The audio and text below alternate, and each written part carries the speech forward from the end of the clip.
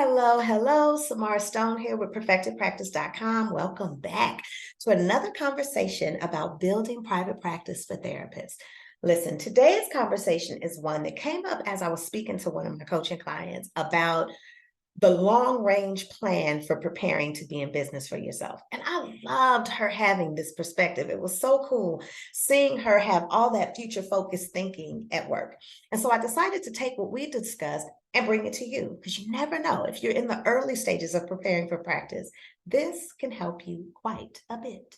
Okay, 3 B's. That's where we're headed. The first one has to do with your bandwidth. If you are already engaged in your work, and you more than likely are, adding on building a private practice is more work. That there's just no way around it. And so do you have the energy, the time, the capacity to actually add more to your plate for the meantime? Now, listen till I say the meantime, because it isn't always as much work as it is in the very beginning. But kind of think about a Coca-Cola bottle, one of the glass ones from back in the day. I know I'm dating myself, but think of an old Coca-Cola bottle. Inside, it's kind of tight, but you feel a little bit of freedom. You can move around a little.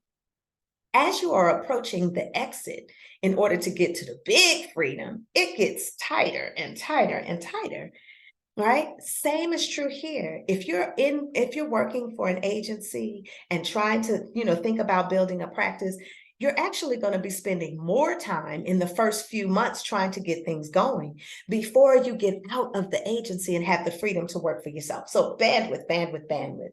Do you have the energy to commit to things you want to create? And really look at the timing in your life. Is now the right time for you to take on that kind of a task? If not, choose it, schedule it out later. Like the woman that I'm talking to you about, she was like, I'll be ready to talk to you in the fall of next year. And I thought, well, I like that you know that. So for you, look at your life. Is now the right time? And sometimes it may just mean creating more bandwidth by dropping some of those non-essential activities that you've committed to and said yes to. Look at your life and do a quick energy audit. Are there places where you are just seeping out time, energy, and not recouping any results? If so, I want to encourage you to do what I call planned neglect. The things that aren't that important, plan to put them off to another time. And the people that are more of a drain than a fountain, cut the water off. Okay, so that's one thing. Now, let's move on to the second B, budget. I know I can hear it right now. I already have had a conversation with people about finances when you're preparing to be in business for yourself. You know that, you know that. Now, with some of the things that you're going to need to do to build your business, you might be able to DIY it and do it yourself. And you might pay with time, or you might pay with a learning curve, a little frustration, but you're not paying with money. That's fine. But there are other things, especially if you're trying to build a cash pay practice and are going to need a really nice brand. There are other things that you're going to have to pay for, and that's okay. Set aside money now, right? So that you're able to pay for the things that really give you a good start in business. That way you're not frustrated and overwhelmed before you even get started, right? Another piece to think about budget. Sometimes, especially if you're already doing something that is time intensive, but are trying to carve out space to create something new, sometimes it is better to hire somebody to assist you, a consultant that knows how to get something done and can do it faster, keeping you in your zone of genius is a beautiful gift to give yourself so that you don't overwhelm yourself before you even get started with a bunch of things that you just aren't good at, right? So just plan for that, right? Don't set out on this business journey without, a couple of dollars set aside for things that you might not anticipate, but most certainly could benefit from purchasing. All right. Now, this last one, and this one is one that I really have seen this happen several times for people. So I want to talk to you guys about blossoming. Okay. There are some mindset things that come up for therapists. Am I expert enough? Do I know what I'm doing? Are other people going to receive me well?